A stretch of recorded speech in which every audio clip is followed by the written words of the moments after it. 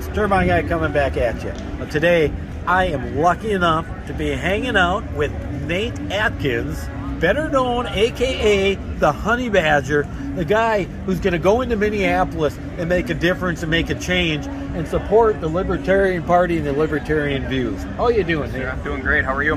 Good, good. So, what was your big impetus to run for mayor? Pancake syrup. Okay, explain. All right. So, you remember last year after George Floyd was killed? Yes. There was all this kind of consensus and like awareness suddenly building around things like qualified immunity, no-knock raids, civil asset forfeiture, all these powers that the cops had. Yep.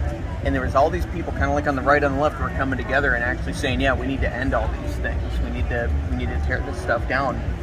And like in the following weeks after that, people started getting distracted by kind of meaningless bullshit like Aunt Jemima and like what image was on pancake syrup.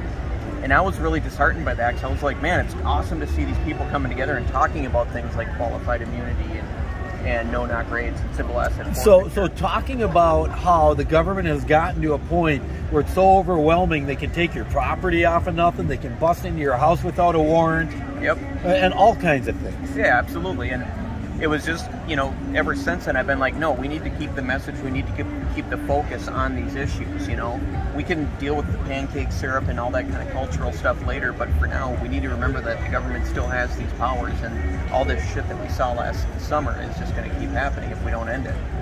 Sure. So I get that. So it sounds to me like what frustrated you was a diversion of attention from the real problems to pseudo-problems. Yeah, absolutely. That's what it was. And you want to deal with real problems. Yeah, I want to deal with kind of like the core issues that are actually affecting people and like really destroying people's lives. So now, I used to live in Minneapolis. You might not know that. I lived northeast. Okay. I lived over at 2411 Hayes, right across from Wyndham Park.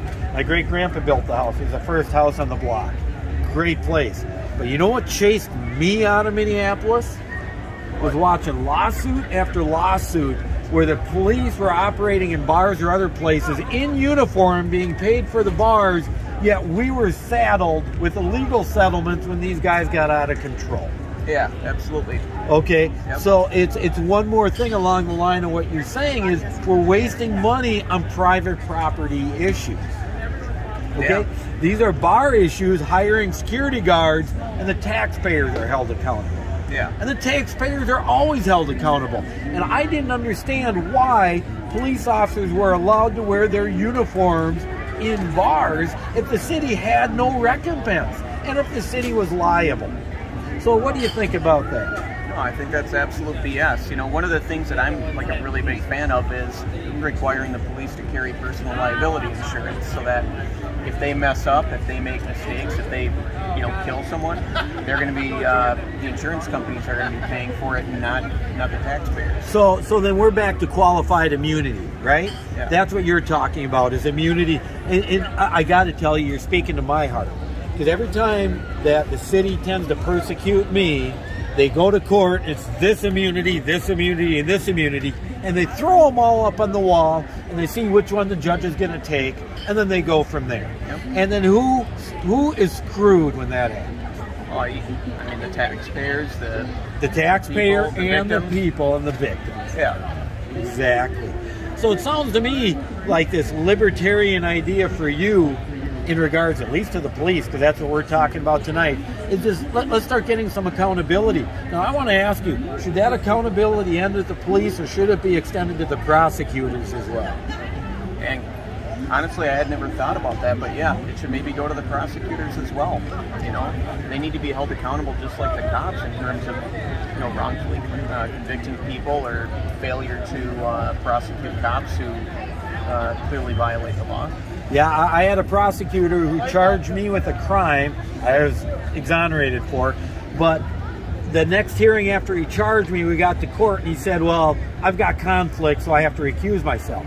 And I'm looking at the judge going, excuse me, why did this guy even charge me if he knew he had conflict? Yeah. Right? Yeah. And the judge is like, hey, no big deal, just come back to court next time. But it goes into that immunity thing. I have no right or ability as a citizen in the United States to go after this prosecutor for charging me when he knew he had conflict. Yeah. So what do you think? No, I mean, it's absolute BS. I mean, that is actually kind of like a protected class, you know, with the prosecutors and everything. You have no way to kind of recoup your money, your time, your efforts, and whatever. Even when you're exonerated. Yeah, even when you're exonerated. Even when you're exonerated, you have nothing, and they have no repercussions. Oh, absolutely. I mean, if this were a private business, yeah, you'd be able to take them to court, and you'd be able to do something to recoup your money and your whatever lost time and wages and everything. So I think we got somewhere tonight. I think that you personally have thought that I'm going to extend this immunity issue not only from cops but to prosecutors too. Yeah, absolutely. I think it should be. There you go, folks. Turbine Guy making a difference. Hanging out with Honey Badger at the Minnesota State Fair. We'll see you next time.